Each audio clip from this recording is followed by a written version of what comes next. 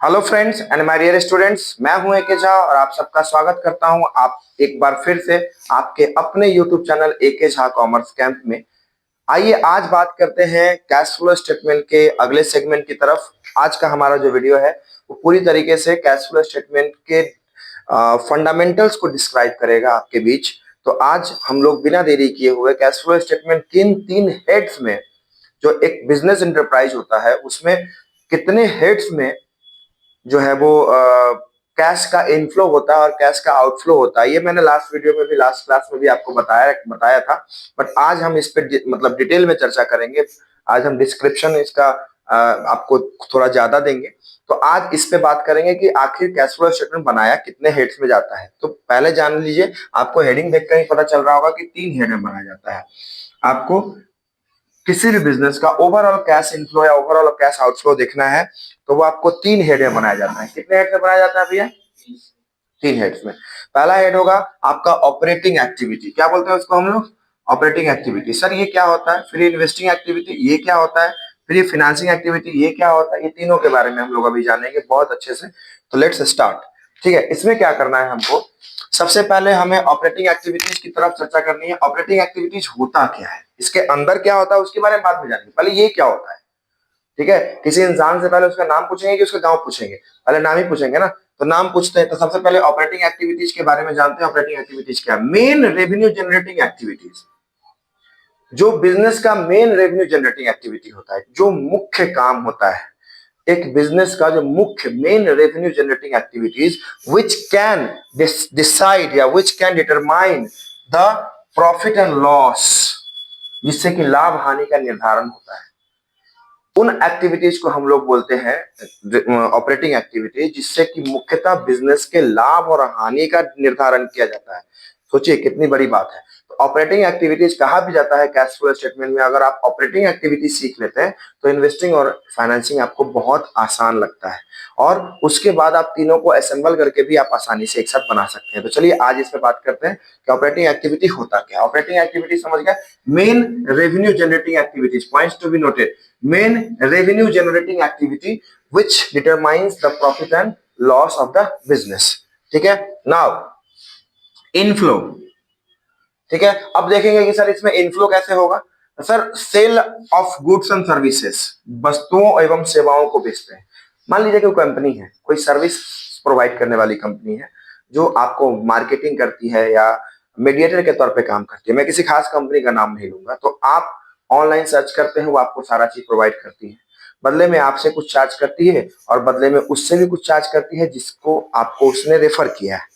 ठीक है, वो सारी चीजें। तो ये कंपनी क्या करे? सर्विस प्रोवाइड कर रही है। तो उस कंपनी का मुख्यतः जो आमदनी का जरिया है वो है सर्विस प्रोवाइड करना, सर्विस सेल करना।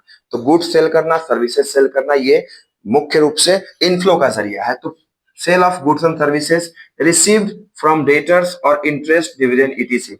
डेटर हमारा, मान लीजिए कि हमने कभी उधार बेचा है, तो उधार बेचा है तो हम इस चैप्टर में पूरी तरीके से कैश से रिलेटेड बात करने वाले हैं। All the things are happen on cash basis. Centralisation of cash, cash को बिंदुकरण करके करेंगे।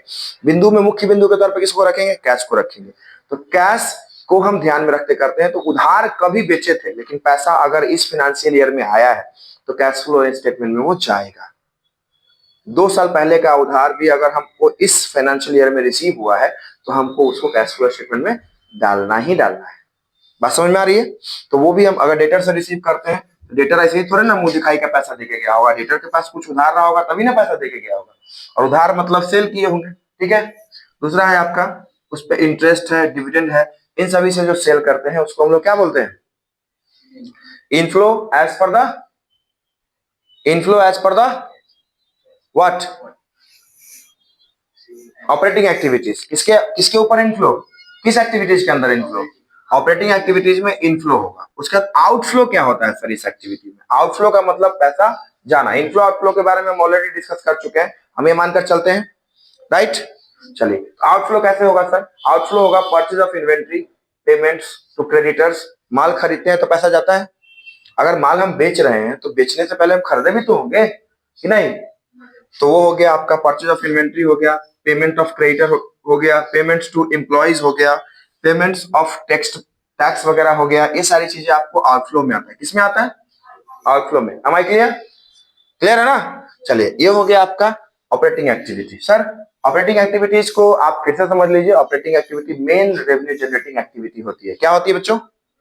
Main revenue generating activity of a business. ठीक है, आपके पिताजी कुछ मुख्यतः करते होंगे। अगर वो एक टीचर है, एक वो वकील है, अगर वो एक डॉक्टर है तो वो डॉक्टरी करते हैं, वो वकील है, वो टीचर है, वो सब अपने जगह पे, तो उनका मुख्य काम वही है। पापा का ऑक्यूपेशन लिखते हैं ना, फादर्स ऑक्यूपेशन, फॉर्म भराता है उसमें भी लिखते हैं व्हाट इज योर फादर, पहले नाम, उसके बाद पापा क्या करते हैं। वो लोग पूछता भी है, रिलेटिव्स के यहाँ भी जाते हैं तो लोग पूछता है कि बउआ नाम क्या है, फिर पापा का नाम क्या है, फिर आपका, आपके पापा करते क्या है। वो एक्चुअली आपसे वो पूछ रहे हैं कि आपके पापा क्या कमाते हैं, क्या करते हैं। यही ना पूछने का जरिया मतलब होता है, सीधा यही पूछते हैं। Third question will be what your father do. समझ रहे ना? और बिजनेस स्टडीज में भी हम लोग पढ़े हैं। बिजनेस स्टडीज क्लास 11th में याद कीजिए, सब लोगों को मैंने बताया था कि कोई भी दुनिया का इंसान, कहीं का भी इंसान, अगर वो एम्प्लॉयड है तो वो 3 हेड के अंदर एम्प्लॉयड होगा।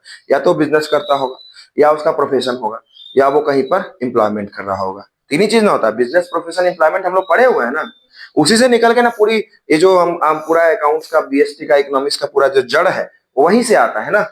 तो अगर कोई राह चलते इंसान से भी पूछा जाए कि भैया आप क्या करते हैं, तो वो जो बताएगा कि हम ठेला चलाते हैं, हम फैक्ट्री में काम करते हैं, हमारा क्लिनिक है, हमारा दवाई का दुकान है, हमारा स्कूल है, हमारा कॉलेज है, जो भी है, हमारा जो है वो कपड़े सिलने का दुकान है, तो वो कुछ ना कुछ तो कर रहा है। अब उसको आप क्लासिफाई नहीं कर लीजिएगा कि किस में आ रहा है, वो प्रोफेशन में आ रहा है कि बिजनेस में आ रहा है कि एम्प्लॉयमेंट में आ रहा है। बात समझ में आ रही है ना? लॉक कर दिया जाए। चलिए आगे बढ़ते हैं। तो ये हो गया आपका purchase of inventory, purchase of creditors, payment to creditor. Debtor को लिए तो वो इनफ्लो हुआ, और क्रेडिटर हम भी तो किसी से उधार लिए होंगे, तो देंगे तो आउटफ्लो होगा कि नहीं होगा। तो ये किसके अंदर आउटफ्लो है? ऑपरेटिंग एक्टिविटी के अंदर। किसके अंदर? कोशिश की है मैंने एक्सप्लेन करने की अलग अलग करके। आ जाए इन्वेस्टिंग पे, समझ में आया ऑपरेटिंग अच्छे से? चलिए, इन्वेस्टिंग एक्टिविटीज क्या होते हैं बच्चों, इसके बारे में क्या कहा है? रिलेटेड टू सेल और परचेज ऑफ फिक्स्ड एसेट्स और long term assets. Long term assets को खरीदना और बेचना किसके अंदर आता है? इन्वेस्टिंग एक्टिविटीज के अंदर आता है। किसके अंदर आता है बेटा? इन्वेस्टिंग एक्टिविटीज किससे रिलेटेड है? सेल और परचेज ऑफ व्हाट? सेल और परचेज ऑफ फिक्स्ड एसेट्स। क्या? सेल और परचेज ऑफ फिक्स्ड एसेट्स या लॉन्ग टर्म एसेट्स। क्या? अब देखिए क्या होता है, अब इसमें इनफ्लो कैसे होगा। आपके बाबूजी वकील हैं, ठीक है, तो वो कोर्ट जाते हैं, कोर्ट में जाकर के अपना केसेस डिफेंड करते हैं, केसेस लड़ते हैं, तो उनका वो ऑपरेटिंग एक्टिविटी होगा। क्या हो गया? साइड से वो घर पे 2 गाय रखे हुए हैं। क्या रखे हुए हैं? तो गाय का जो टोटल जो दूध है, मिल्क है, वो पूरा पूरा घर में यूज हो जाता है कि बिकता भी है। नहीं जाएंगे दरवाजे दरवाजे किसी को देने, ना ही कोई आएगा हमारे यहाँ लेने। हम एक डेयरी वाला को दे देंगे कि भाई शाम को आकर के मेरे यहाँ से 10 लीटर दूध ले जाइएगा। तो 10 लीटर दूध से कुछ पैसा आएगा कि नहीं आएगा? तो वो तो एक इनकम का जरिया है कि नहीं? तो वो क्या ऑपरेटिंग है? वो दूसरा तरीके से समझ में आ गया। तीसरा चीज, वो एक और काम करते हैं। क्या करते हैं पापा? खेती भी करते हैं। तो गाय भी रखे हुए हैं, उससे कुछ आ रहा है, और खेती करते हैं, उससे भी कुछ आ रहा है। लेकिन आने से पहले लगाना पड़ता है, होता है कि नहीं? खेती में भी लगाएंगे तब ना 50,000, तब ना 2 लाख का फसल होगा। बीज, खाद, पानी सब करना पड़ेगा कि नहीं करना पड़ेगा? उसको कल्टीवेशन करना पड़ेगा, इरिगेशन करना पड़ेगा, तब जाकर के ना वो आपको पैदावार देती है वहां से। तो वो हो गया। साथ साथ गाय में हम इन्वेस्ट किए, 50-50 हजार रुपए का 2 गाय खरीदे, तब ना हम 10 लीटर दूध डेली जो है वो अपने खाने पीने के बाद बचा के और डेयरी में दे देते हैं। तो 10 लीटर दूध का कीमत 500 रुपया एक दिन का, तो 15,000 महीना तो हमको उधर से भी आ रहा है। सोचने की बात है, बच्चे नहीं है आप लोग, समझ रहे हैं ना? तो एक आदमी कितने हेड से काम कर रहा है, लेकिन मुख्य आमदनी का जरिया तो गाय का दूध नहीं है, खेती नहीं है। मुख्यतः क्या है? Going to court and defending the cases. समझ में आई बात? ये उनका मुख्य काम है। समझ में आई बात? अब आगे बढ़ते हैं। तो दूसरा, अब उसी तरह से मान लीजिए कि इसमें है क्या? फिक्स्ड एसेट्स को खरीदना बेचना, ये भी एक तरह से आपको कैश का इनफ्लो आउटफ्लो होता है। मान लीजिए कि किसी कंपनी में मशीन पुराना हो गया, उसको बेच दिए तो पैसा आ गया, और कोई दूसरा मशीन खरीद लिया तो पैसा गया। आउटफ्लो इनफ्लो हो रहा है कि नहीं हो रहा है? अरे बोलो। ये सारी चीजें हो गई। कोई लॉन्ग टर्म इन्वेस्टमेंट खरीद ले, 10 साल के लिए कंपनी के नाम से पैसा कहीं पर इन्वेस्ट कर दिए, किसी दूसरे कंपनी के सिक्योरिटीज में इन्वेस्ट कर दिए, अब वहां से रिटर्न आ रहा है, या तब तक कुछ कुछ आ रहा है और एक बार रिटर्न आएगा लंबा 10 साल बाद, तो वो क्या है, वो इन्वेस्टिंग एक्टिविटीज ही है ना। लॉन्ग टर्म, ध्यान रखिएगा, लॉन्ग टर्म कौन सा, लॉन्ग टर्म। तो ये हो गया आपका एग्जांपल के तौर पे ले लीजिए, sale of long term investment या फिक्स्ड एसेट या disposal of asset. Class 11th में डिप्रिसिएशन पढ़े होंगे तो उसमें डिस्पोजल ऑफ एसेट पढ़ना रहता है, डिस्पोजल अकाउंट पढ़े ना, एसेट डिस्पोजल अकाउंट वो है। उसके बाद interest and dividends receive from long term investment, long term investment से आपको जो इंटरेस्ट और डिविडेंड रिसीव हुआ है वो यहाँ जाएगा। ठीक है, मान लीजिए कि आपने 10 साल के बाद किसी कंपनी में पैसा लगाया था, वहां से 10 साल बाद आपको रिटर्न आएगा, लेकिन फिलहाल आपको उसका कुछ इंटरेस्ट हर साल कुछ ना कुछ आ रहा है, तो वो आप इन्वेस्टिंग एक्टिविटीज में शामिल करेंगे ना। वो हो गया परचेज ऑफ फिक्स्ड एसेट। ध्यान रखिएगा, अगर आउटफ्लो की बात करें, इसमें आउटफ्लो की बात करें अगर हम, तो purchase of fixed asset, investments और long term securities. Long term securities में इन्वेस्ट करते हैं, लॉन्ग टर्म सिक्योरिटीज खरीदते हैं, फिक्स्ड एसेट खरीदते हैं, इन सभी चीजों में हमारा जो पैसा जाता है आउटफ्लो होता है। कैश एंड कैश इक्विवेलेंट जो हम इन्वेस्ट करते हैं ये हमारा क्या कहलाता है बेटा, क्या कहलाता है, से वंस अगेन आउटफ्लो, क्या कहलाता है बेटा। चलिए अब फाइनेंसिंग में आ जाए without wasting our time. Operating investing समझ में आया, ऑपरेटिंग इन्वेस्टिंग समझ में आया तो रेज योर हैंड्स पर किसको समझ में आया, किस किस को समझ में आया है ऑपरेटिंग और इन्वेस्टिंग अभी तक। मुख्य आमदनी का जरिया ऑपरेटिंग, इन्वेस्टिंग किससे रिलेटेड है, एसेट्स को खरीदना बेचना, इन्वेस्टमेंट को खरीदना बेचना। ठीक है, लॉन्ग टर्म वाले को किसको, ठीक है ध्यान रखिएगा, लॉन्ग टर्म मतलब दीर्घकालीन संपत्तियां, दीर्घकालीन निवेश, ध्यान रखिएगा।